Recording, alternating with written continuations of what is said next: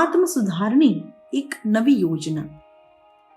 આત્મસુધારની એક નવી યોજના એ છે કે પોતાના વ્યક્તિત્વની ગૂંચવણોને ઉકેલો, પોતાનું મનોવૈજ્ઞાનિક વિશ્લેષણ કરો.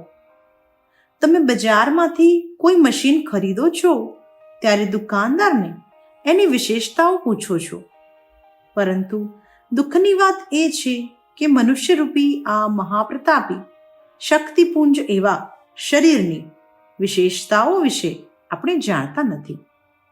આપણા મસ્તકના અણુએ અણુમાં વિવિધ પ્રકારની શક્તિઓનો જે ખજાનો ભરેલો છે તેના વિશે તથા આપણા ગુપ્ત મનમાં વિવિધ પ્રકારના જે વ્યાપાર થાય છે એમના વિશે આપણને જ્ઞાન નથી.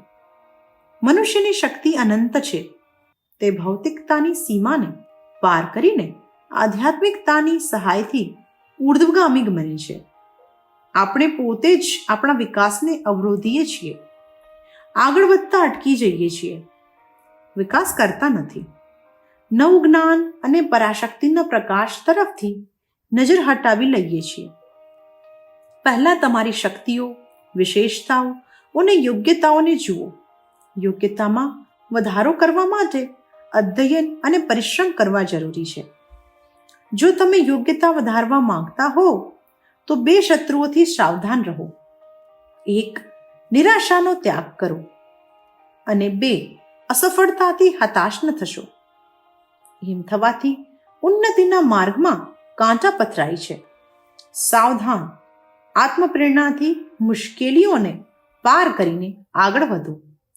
જો 1-2 વાર સફળતા ન મળે તો પણ પ્રયત્ન છોડશો નહીં, અડગ રહો. અખંડ જ્યોતિ, એપ્રિલ 1950, પેજ 24. સંદર્ભ પુસ્તક ઋષિચિંતનના સાનિધ્યમાં. વિચાર ક્રાંતિ દૂત યુટ્યુબ ચેનલને સબસ્ક્રાઇબ કરો તથા બાકીના વિડીયોઝનો લાભ લેવા માટે બેલ આઇકન જરૂર દબાવો. ધન્યવાદ.